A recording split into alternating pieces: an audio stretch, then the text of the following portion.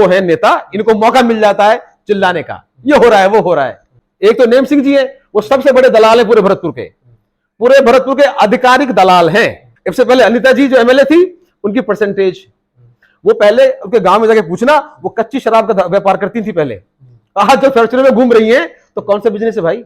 अगर इनमें थोड़ी भी शर्म है तो अपने सरकार के पार्टियों से कहो बीफ एक्सपोर्ट बंद करें, ये बूचड़ खाने बंद करें, अब ना रुक जाएंगी।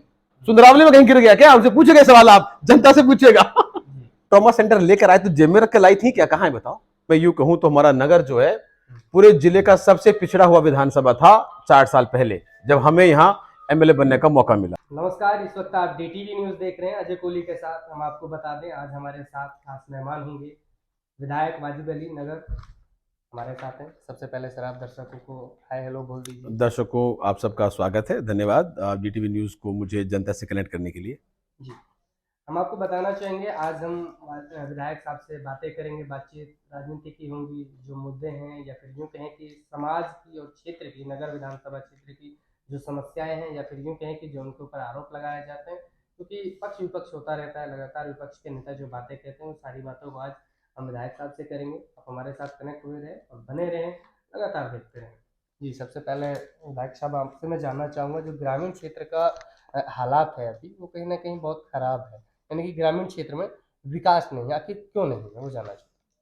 विकास से आपका क्या मतलब है? और डिटेल में बताएं कि क्या क्या क्या क्या क्या क्या कमियां हैं, वो डिटेल में लोगों को बताएं। बताना चाहूँगा, जैसे सड़कों की अगर बात करें, जल निकासी की बात करें, तो ये सारी चीजें ग्रामीण विकास, चाहे उनको जल की बात करें, जैसे कि चंबल प्रोजेक्ट चलाया गया, लेकिन जल कहीं ना कहीं अभी तक पूरे विधानसभा के कुछ गाँवों में तो पहुंच ही नहीं पाया, लाइनें बिछ गई हैं। तो ये मेरा ग्रामीण विकास है। देखिए, ये समस्याएं जो ये हैं, ये आज की तो नहीं है, ये बहुत पुरानी समस्याएं हैं। और मैं यूं कहूं तो हमारा नगर जो है पूरे जिले का सबसे पिछड़ा हुआ विधानसभा था 4 साल पहले, जब हमें यहाँ एमएलए बनने का मौका मिला। इस दौरान पहले साल के बाद ही कोरोना आ गया, तो प्रदेश की परिस्थितियां कुछ ऐसी रही कि ग्रामीण लेवल पे, ये सही बात है, बहुत ज्यादा सरकारी स्कीम नहीं पहुंच पाई। लेकिन ऐसा नहीं है, हर पंचायत के अंदर अगर आप ओवरऑल बजट निकालोगे तो करोड़ों रुपए का काम हुए हैं, सड़कें भी बनी है, नालियां भी बनी है, वो भी है, पर उस तक पर्याप्त ना हो। पर्याप्त क्यों नहीं है? क्योंकि पहले से वहां कोई काम होके रखा नहीं था। और ग्रामीण क्षेत्रों के अंदर ऐसा नहीं है, करीब जो है 50 किलोमीटर से ज्यादा रोड डली है। आपको ये लिस्ट और मिल जाएगी, हम आपको दे देंगे, जहां जहां रोड नहीं थे वहां रोड भी डले हैं और डेवलपमेंट के काम हुए हैं। ऐसी कोई विधानसभा का कोई ऐसी पंचायत नहीं है जहां हमारे अपने कोटे से पैसा ना लगा हो या उन्हें सरकारी बजट से पैसा ना मिल रहा हो काम करने के लिए। क्योंकि फिर भी अगर कहीं कमी रह जाती है तो निश्चित तौर पे ग्रामीण क्षेत्र है, जिस जिस तरीके से बजट अलोकेट होता है उसी तरीके से काम होता है। तो हम अमेरिका में तो रह नहीं रहे, ये सबसे पिछड़ा हुआ इलाका है भरतपुर, और गांव में 20-30 सालों से कोई काम नहीं हुए, तो ये 20-30 साल के गड्ढे हैं, भरने में टाइम तो लगेगा, लेकिन जितने अब भरे गए हैं आपसे पहले कभी नहीं भरेंगे। साथ ही अगला सवाल मेरा होगा कि जो बेररू में 18 जनवरी की बात है 2022 की, वो मास गाड़ी में पकड़ा जाता है, उस गाड़ी पे जो कहें कि विधायक का नाम होता है, नगर होता है, कार्ड वगैरह होता है, तो उसमें आपके ऊपर आरोप लगाया गया। विपक्ष कहता है कि कहीं ना कहीं विधायक जो है वो क्षेत्र में घुसपैठी को मतलब बढ़ावा दे रहे हैं। डेट दोबारा बताइए। इसमें है ये जनवरी की बात है, 2022 की बात है, 18 जनवरी। अब आप वो वीडियो देखिएगा और उस स्टिकर को देखिएगा। हमने तो 2019 में बसपा छोड़ दी थी, तो बसपा का स्टिकर 2022 में ब्रांड न्यू फोटो के साथ गाड़ी पे कैसे लगा? स्टिकर लगाने से गाड़ी मेरी हो जाती है क्या? वो जांच चल रही है उसके अंदर। तो ये सही बात है, उसकी मुकदमा हुआ, लोगों ने स्टिकर देख के हो गए, और ऐसा होता है अक्सर। जो अपराधी किस्म के लोग होते हैं वो तरह तरह के नाम, स्टिकर, सरकारी गाड़ी, झंडी इस्तेमाल करते हैं अपने अपराध को देने के लिए। तो क्या वो मुझसे लाइसेंस लेके गए? तो अब अपराधी अपराधी है, उसकी कोई जात नहीं होती, और हम सब निंदा करते हैं कि ऐसे अपराध क्षेत्र में नहीं होने चाहिए। और मैं आपको रिकॉर्ड के साथ बता दूं, जितनी कार्रवाई गौ तस्करी के खिलाफ नगर विधानसभा में हुई है, आप रिकॉर्ड निकलवाइए और रिकॉर्ड निकलवा के लोगों को बताना, आसपास के क्षेत्रों में नहीं हुई। अब ये जो गाय भरी जाती है, ये नगर में नहीं भरी जा रही, ये आ रही है दौसा, महुआ, पता नहीं राजस्थान में कहां से आ रही है, और आके यहां पकड़ी जाती है। तो अगर यहां इनको बढ़ावा मिलता है, यहां पकड़ी जाती है। हमारे थाने भर गए व्हीकलों से, और सबसे ज्यादा कार्रवाई यहां हुई है। इसके अंदर कोई भी बिल्कुल जीरो टॉलरेंस है। अक्सर ये लोग हरियाणा के लोग हैं और उसमें मैं बता दूं ऐसा क्यों है। हरियाणा में बॉर्डर के पास बीजेपी गवर्नमेंट ने हिंदुस्तान का मेरे ख्याल से टॉप 5 में सबसे बड़ा बूचड़खाना खोल रखा है। हरियाणा सरकार ने हमारी बॉर्डर से 5 किलोमीटर दूरी पे बीमा घाटा के पास मेरे ख्याल से हिंदुस्तान का टॉप 5 में होगा, इतना बड़ा बूचड़खाना है जो सरकार वहां बीफ एक्सपोर्ट कराती है बीजेपी सरकार। तो इस अब जब पूरे राजस्थान से गाड़ियां आएंगी तो भाई हरियाणा ही जाएंगी, तो कहीं ना कहीं एक भौगोलिक प्रॉब्लम है। और अगर सरकार, अगर ये बीजेपी के साथी, विपक्षी साथी, अगर इनमें थोड़ी भी शर्म है तो अपने सरकार के पार्टियों से कहो बीफ एक्सपोर्ट बंद करें, ये बूचड़खाने बंद करें, अब ना रुक जाएंगी। और इसमें सब तरह के लोग हैं।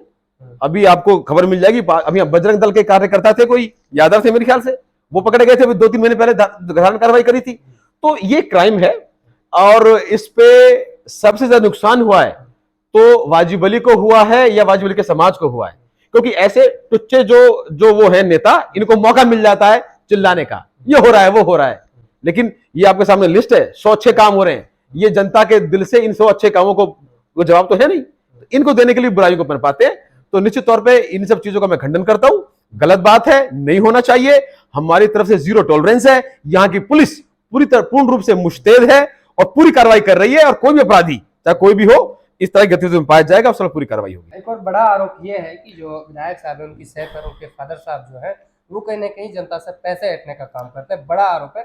ये कहते हैं कि चाहे ट्रांसफर की बात हो या फिर कोई भी छोटा मोटा काम हो, तो उसमें कहीं ना कहीं विधायक और विधायक के फादर साहब जनता से पैसे मांगने का और पैसे लेते हैं। मेरे बाप के 3 बेटे हैं और तीनों अरब नहीं खरबपति हैं। करीब 100 करोड़ से ज्यादा टैक्स देता हूं मैं, आपको अलग से दिवा देना, ठीक है साहब।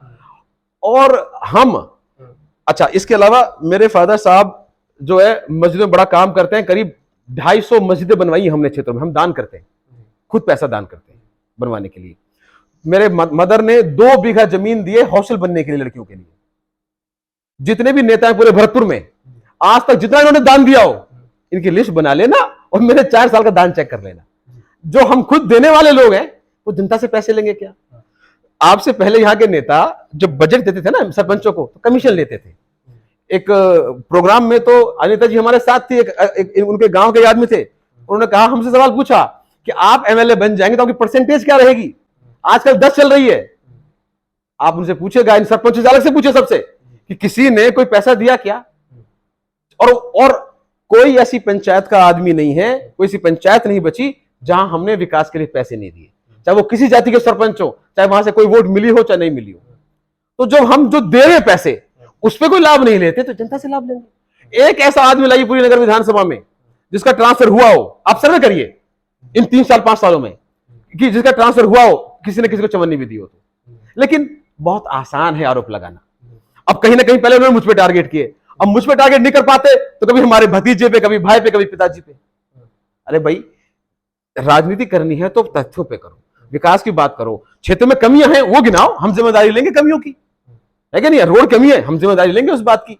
तो ये जनता का ध्यान विकास से भटकाकर कहीं ना कहीं अनर्गल आरोप लगाते हैं। मैं निश्चित तौर पर कहता हूं, कोई एक ऐसा आदमी मेरे सामने आए जो जनता का जो दंड होगा मुझे स्वीकार होगा, तो ये कह दे कि 100 रुपए भी किसी ने किसको दिए हो। शर्म आनी चाहिए ऐसे लोगों को जो 100 करोड़ का टैक्स भरते हैं, वो क्या 2000 रुपए रिश्वत किसी से लेंगे?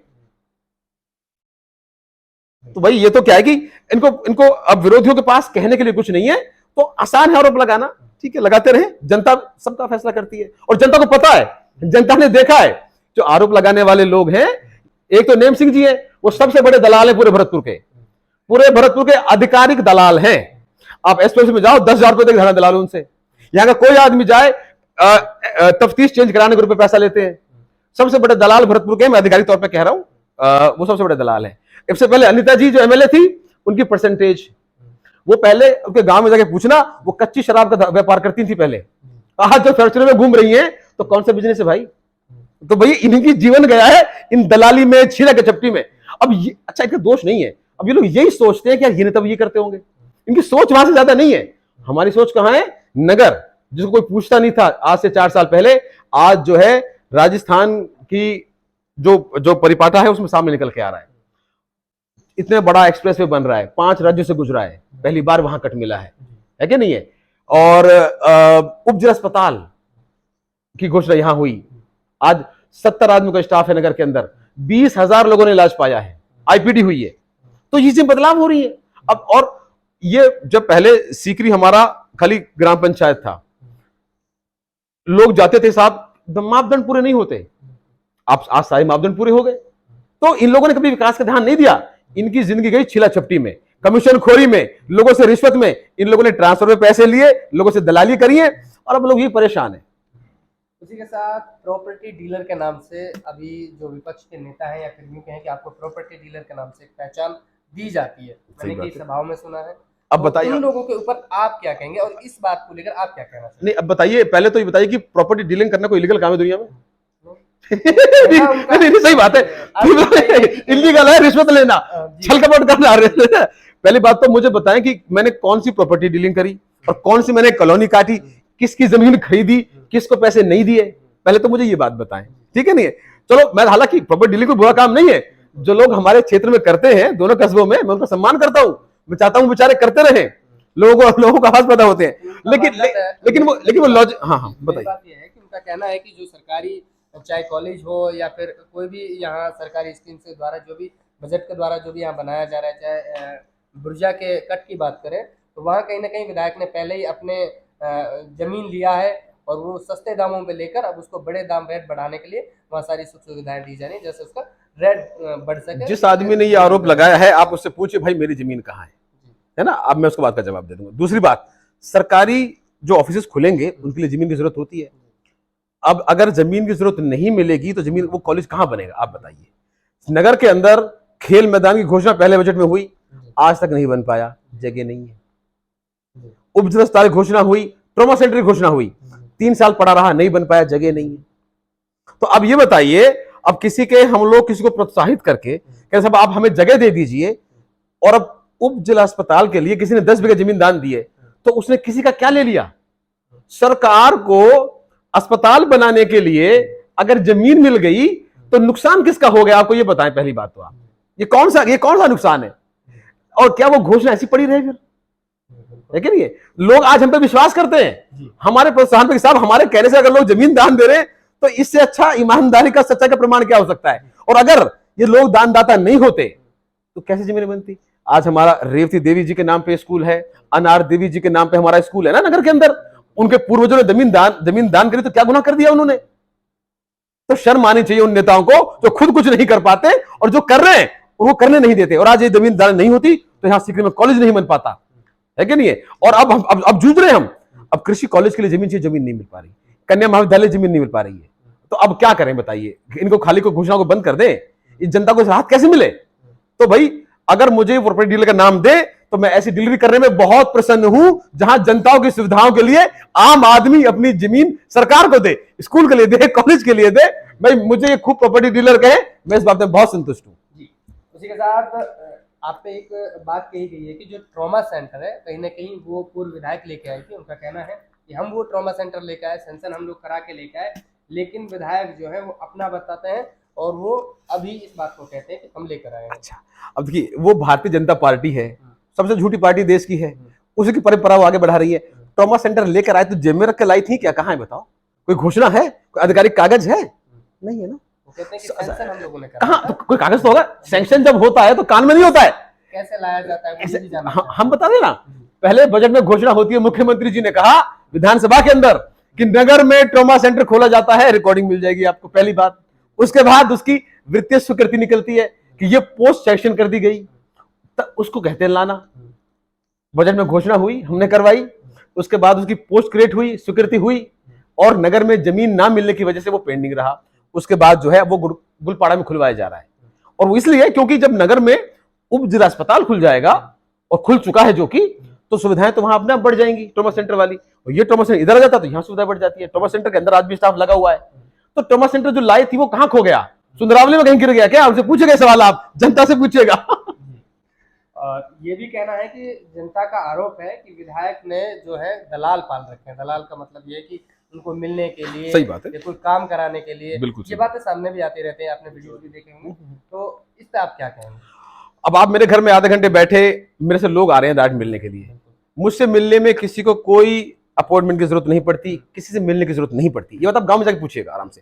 दूसरी बात, मैं अपना फोन अपने पास रखता हूं, मुझे डायरेक्ट जनता फोन कर क्या वो सकती है। पर्सनल लोग हो सकते हैं, हाँ। उनको पर्सनली आपसे कोई दुश्मनी हो? नहीं, वो क्या लोग, देखो लोगों को क्या है कि आरोप लगाना, विरोध के पास कहने के लिए कुछ नहीं है। ये जो लिस्ट आपके कामों की है, आप ये पढ़ के जनता को सुना ना, जितना इंफ्रास्ट्रक्चर 50 साल में नगर में बना, चाहे वो एसडीएम ऑफिस था, चाहे वो तहसील था, चाहे वो हमारी छोटी अस्पताल थी, उससे ज्यादा इन 4 सालों में खड़ा हो गया। वो किसी काम आएगा? जनता के काम आएगा। वो भौकलाए हुए हैं कि जनता से वोट तो काम के नाम पे मांग नहीं सकते, तो अब अनर्गल बातें फैलाना। मेरे घर के अंदर रात को 11 बजे तक लोग आते हैं, और मैं आपसे निवेदन करूंगा, आज आप बैठना यहाँ पे, अभी लोग आप आते रहेंगे, लोग मिलते रहेंगे। अभी आपके सामने अभी आए थे बेचारे, जैसे काम के लोग थे, किसी काम में उनको पुलिस ने पकड़ लिया था, अभी वहां उनको छुड़वाया जो है। अब उनसे पूछेगा किसको फोन किया, किसको दलाली दी उन्होंने। तो यहाँ जनता के काम प्रायोरिटी से होते हैं। लेकिन अब मुझे नहीं लगता कि हमारे घर पे तो कोई वॉचमैन भी नहीं है, गेट खुला होता है, कभी भी आप आओ, कभी भी जाओ। ये तो बेबुनियाद आरोप है। उसी के साथ ये है कि विधायक साहब की सह पर जो क्षेत्र में ऑनलाइन ठगों का आज बोलबाला है, ये तो आप भी जान रहे हैं कि ऑनलाइन ठग बहुत जाता है क्षेत्र में, और जो युवा है वो भटका हुआ है। तो मैं आपसे ये भी मतलब कहना चाहूँगा कि इस जो आज ऑनलाइन ठगी का यहाँ बोलबाला है, उन युवाओं को जो आज कहीं ना कहीं भटकते नजर आ रहे हैं, कैसे तो उनको लाइन पे लाया जाए, शिक्षा से उनको कैसे जोड़ा जाए। और साथ ही कहना है, ये आरोप आपके ऊपर है कि आपकी सह पे ही ऑनलाइन ठगी को बोलबाला आज है, देखिए ज्यादा वर्चस्व उसका है। देखिए, ये क्षेत्र जो है पहले ही बहुत संवेदनशील रहा है बहुत सारी चीजों के लिए, और जैसे जैसे युग बदलते हैं, कोई नई चीजें आती हैं, तो उनका ड्रॉबैक भी होता है। निश्चित तौर पे ऑनलाइन ठगी के मामले सामने आते हैं, लेकिन वो सिर्फ इस विधानसभा में सीमित नहीं है, और वो किसी एक जाति में सीमित नहीं है। अभी 4 दिन पहले जयपुर के अंदर दिनेश एमएन, जो हमारे डीजी क्राइम है, पानी दे दीजिए, डीजी क्राइम जो है, उन्हें कार्रवाई की। करीब 12 लाख रुपए पकड़े गए और 32 एटीएम कार्ड पकड़े गए, जिनमें एक साथी राम लखन जी नगर के थे, एक कोई भरतपुर के थे, एक कोई कठुमर के थे। तो ये एक ऑर्गेनाइज क्राइम है, और ये पूरे देश में चल रहा है, चाहे वो जमतारा हो, चाहे वो यहां हो, चाहे वहां हो। और जैसे जैसे टेक्नोलॉजी आती है, तो कहीं ना कहीं जब हम ग्लोबली जुड़ते हैं, तो ग्लोबल समस्याएं भी हमारे पास आ जाती है। ये नेचुरल प्रोसेस है ना। जिस तरीके का आप देखोगे, गांव का अनपढ़ आदमी भी आज यूट्यूब चला रहा है ना, तो वो रीच है, उसकी टेक्नोलॉजी की रीच है। तो जब ऐसी चीजें आती हैं, तो निश्चित तौर पे जो गलत तरीके होते हैं वो जल्दी प्रचारित हो जाते हैं, और जहां जहां हम जाते हैं लोगों से आह्वान भी करते हैं। लेकिन मुझे ये समझ में नहीं आया कि उसमें मेरी शय कैसी है। भाई टेक्नोलॉजी चल रही है, सबके लिए चल रही है, फोन सबके पास है, कार्रवाइयां हो रही है, बाहर की पुलिस यहां आती है, यहां की पुलिस बिल्कुल कार्रवाई करती है उनके ऊपर, और यहां से कितने ही लोगों को अरेस्ट करके बाहर भेजते हैं।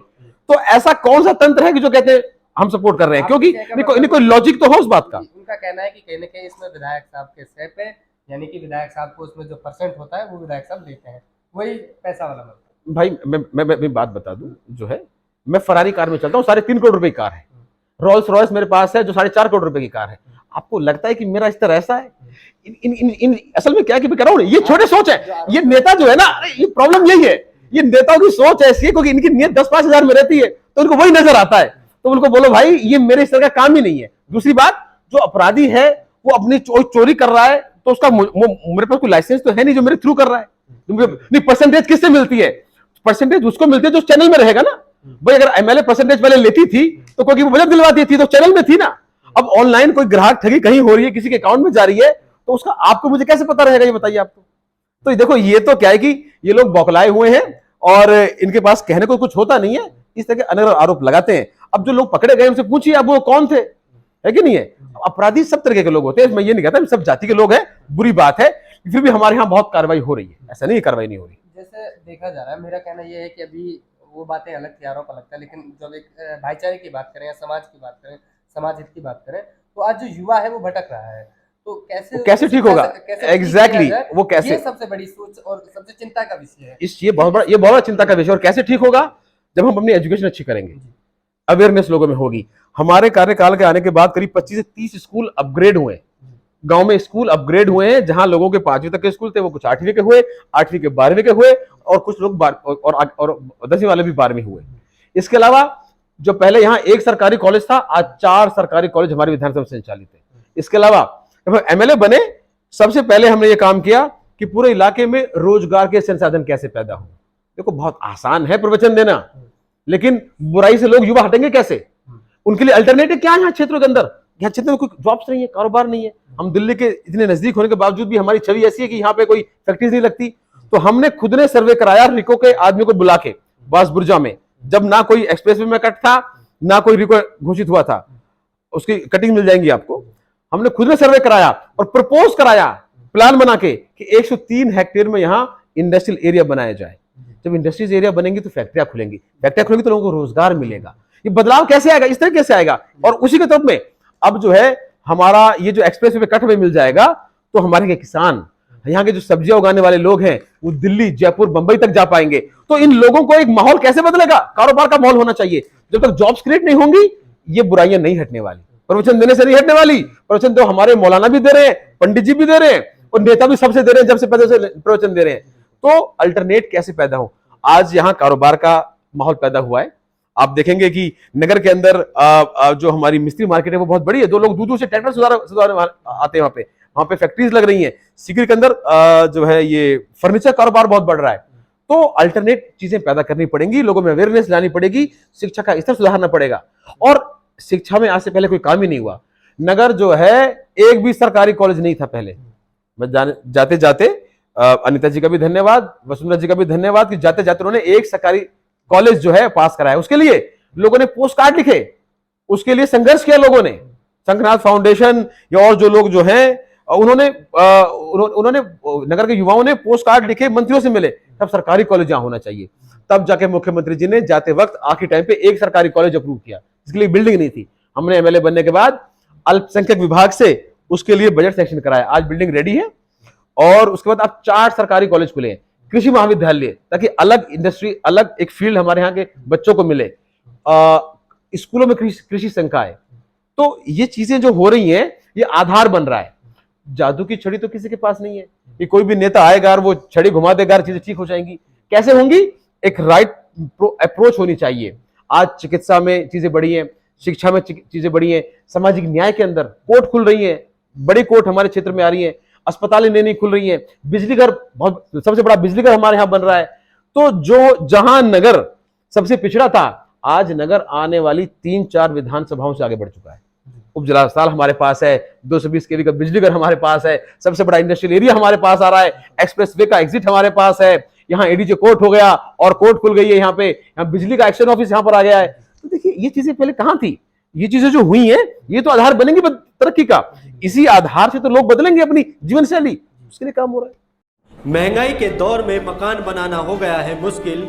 चलिए हम आपको सस्ते दामों में मकान बनवाते हैं। जब भी आप घर मकान बनाओ तो AMK मार्क का ईंट ही खरीदना। कम लागत और कम ईंटें लगेंगी, पैसों की होगी बचत और आपके मकान को देगी मजबूती। AMK मार्क का ईंट खरीदने के लिए स्क्रीन पर दिए गए नंबर पर संपर्क करें।